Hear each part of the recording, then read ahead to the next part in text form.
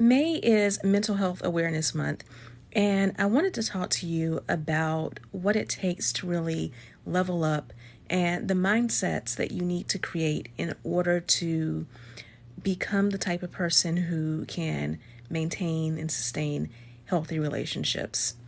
You know, Nowadays there's a lot of content on here on TikTok, on Instagram, on social media in general about women leveling up and hypergamy and entering into this femininity journey.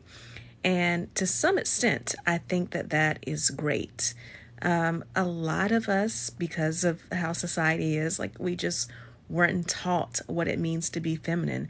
There's a lot of pushing women to be, oh, you can do everything a man can do, and you should be like men. And yes, I agree that as a woman, I can do everything a man can do, but there's something special about me as a woman and about my femininity, and I want to embrace that. So, on the other hand, we also have these women who call themselves femininity coaches, and they're pushing being girly. They're pushing being not who you actually are. They're pushing changing yourself to please someone else or centering men. And if you are a heterosexual woman, there's nothing wrong with desiring to be in a relationship with a man. There is, however, a problem with making it so much more about the other person that you lose yourself in the process, that you don't focus on what it is that would make you happy, that you don't focus on your own needs in a relationship. So, I want to talk to you about 5 mindset shifts that you need to make in order to properly level up and attract a healthy relationship. So, number one is that like attracts like. When you are in this process of attracting the relationship that you want to be in, it's important that you take a hard look at yourself first. If you say that you want someone who is passionate about life, you want someone who's deeply into their spirituality, you want someone who's financially stable, then are you those things that you are asking for? If you want to be with someone who works hard and who is ambitious, they're not going to want to be with someone who is lazy. So you need to also work hard and be ambitious yourself and have your own goals. When you say that you want to be in a relationship that has open communication, are you working on your own communication skills? So, are you practicing setting boundaries with other people, not just your romantic partners, but your friends, on your job, with your family members? Are you practicing being vulnerable with others? Because if you want your partner to be openly communicating with you, then you need to be adept at communicating yourself, especially if you're with a partner who is not used to being an open communicator. Maybe they grew up in a family where that wasn't encouraged, where people were encouraged to hide their feelings and never cry and never show emotions. You're especially going to have to go first in that situation. You're going to have to be the type of person that you open up, you communicate, and show them that you can be a safe space for them to do so as well. You know, it's difficult oftentimes to become that safe space, especially when you've been in situations where you're changing your circle, you're doing things differently now, you're becoming more focused and changing your environment. But it's important that you make your needs known, that that you make your boundaries known, and also that you learn to accept that sometimes you grow and the other person doesn't come along. And if that's the case, then you also have to be willing to do whatever it takes to protect your peace. And that may mean letting go. That may mean spending less time together and giving them the chance to come along in this journey with you. But knowing that if they can't do that, knowing if they won't do that, if they're not ready, then you may have to leave them where they are. So, first of all, attracts like. And second, the other mindset shift you need to make is it's not about who you attract, it's what you tolerate. You know, I hear people say all the time, well, you are attracting losers. You are attracting people who aren't available, all this stuff because you yourself are not available. And to some extent, yes, but in general, to be honest, there are people who look at dating like a numbers game, which means they are going to reach out to anyone. They are going to ask out everyone because if you ask enough people out, you'll get a yes, right? So it's not necessarily that, you attract all these people who aren't great for you because there's a lot wrong with you. If you're a good person, if you're attractive, if, you have a lot going for you in life, you're going to attract all kinds of people. It's a matter of what you tolerate. So it's not about attracting these people. It is about whether or not you allow these people to stay in your life. It's about once you start seeing red flags, once you set boundaries and people don't respect them, whether or not you are continuing to put up with that. Now, if that's the case, where you are continuing to put up with someone who's emotionally unavailable, you are continuing to put up with someone who doesn't love you the way that you need to be loved, you are continuing to put up with someone who doesn't respect your boundaries, then yes, you definitely need to take a look at, your own patterns, your own self-esteem, how you value yourself, and ask yourself, why is it that you're allowing yourself to stay in that situation? Why are you tolerating people who continually show you that they are not good for you, who show you that they can't or won't love you in the way that you need to be loved? That's the second mindset shift that you need to make. The third mindset shift that you need to make is all this talk about feminine energy and masculine energy, and, for women, how to be more feminine. We have both. Feminine and masculine energy are not a gender thing per se. Men have masculine energy and they have feminine energy. Women have masculine energy and they have feminine energy. Now, yes, it's a matter of proportion, but it's important that you remember that both of these energies are important within you. So if you're a woman, getting rid of your masculine energy should not be happening. It is understanding that there's a place for each one. Masculine energy is always a container for the feminine energy. So in heterosexual relationships, a lot of times what that means is, the masculine person takes on the role of protector and provider. The feminine energy takes on the role of nurture.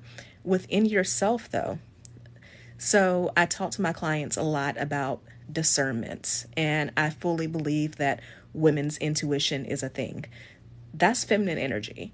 At the same time, masculine energy is logic.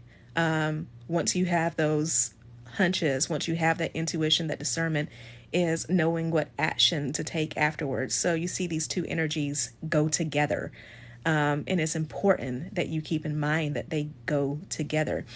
Feminine energy is marked by creativity.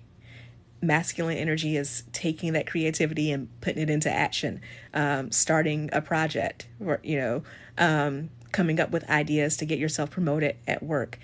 It's important that you remember that these two energies go together. The fourth mindset shift that I want you to make, if you're a woman, but also, again, remember, men have feminine energy too. So because men also have feminine energy as well, you have to remember this. Feminine energy is not girly.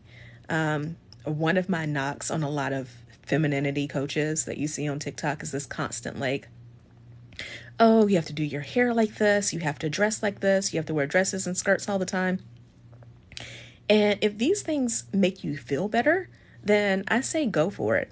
But what feminine energy is flow, creativity, ease, nurture. So, doing those things is what enhances your feminine energy. Feminine energy is emotional intelligence. So, again, back to men having feminine energy as well. If you are a man or if you're a woman in relationship with a man, discouraging his feminine energy is the worst thing that you could do, because that's where emotional intelligence comes from. Is understanding that, again, both these energies are important within both of us. And, again, recognizing this whole idea of being feminine means that you have to be girly.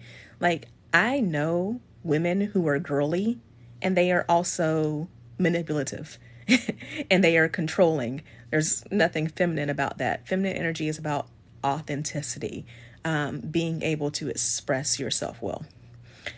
The fifth point that I want to make about your level up journey and embracing feminine energy is that feminine energy is curious. Feminine energy is willing to ask and be patient. So, a lot of times I see dating advice that involves trying to manipulate people into behaving the way that you want them to behave, trying to manipulate people into moving the relationship forward, into, answering things the way that you want them answered, into committing before they may be ready. So when it comes to this, feminine energy, again, is about curiosity. And this means that when you are in the dating process, you don't want to force anything. If you are looking for a committed relationship, that is your intention, and the person that you're with does not want that, that doesn't make them a bad person. It just means they're not a fit for you. But you can accept that they're a fit for you, or that they're not a fit for you, without denigrating them, without putting them down. You can just move on. It also means that when you are getting to know someone, coming into that environment, staying present and being willing to ask questions and get curious. We were talking earlier about how to have open communication with someone. Oftentimes, we can be in a relationship with someone and they will do things that we don't agree with. They will do things that we don't understand. It is tempting to get mad at this person. It is tempted to be frustrated with this person and to say, okay, like they just don't get it, or how could they be acting so stupid? Things like that. What I would like you to do instead is to take that time to get curious. Someone says something you don't agree with. You are in relationship with someone and this person is not behaving in a way that you think is appropriate. And just to be clear, I'm not talking about someone who's straight up abusive or cheating or anything like that. I'm just talking about things like you generally don't like. When those situations come up, instead of getting angry, instead of letting your emotions get the best of you, I would challenge you to pause, take a breath, and ask them, why is that? Or, I feel like as I'm getting older, I don't want to party as much as I used to. And I feel like you're still in that mode. Why do you feel the need to go out so often? Why do you feel the need to stay out so late? Why is it that, you're not spending more time focusing on, career and things like that? Ask the questions and get curious. There are times where you can be in a relationship with someone, you disagree, and because you're willing to ask those questions, that person will open up to you. That person will give you explanations that you can understand, that help you better understand them. And the two of you can find ways to compromise in the relationship. There are other times that because you're willing to actually ask these questions, you can see that this person is not going to be the right fit for you in a relationship going forward. And you can leave with those answers, and you can also leave in peace. One of the things that I always tell my clients is that before they meet Mr. Right. Most of my clients are female and heterosexual. So before they meet Mr. Right, they're going to meet a lot of Mr. Right Nows. And what I mean by that is you're going to meet people who have some of the things that you want in a relationship, but they're not quite fits. And it's being patient with this process and understanding that, hey, like, just because this person isn't the right fit doesn't mean that there isn't someone who is the right fit for me. And it also doesn't make them a bad person. You know, it is what it is. You just move on and you find the person who is the right fit for you. You move closer to that. So, understanding these things, having the ability to be curious and stay present will make this whole prospect of finding the right relationship for you so much less stressful.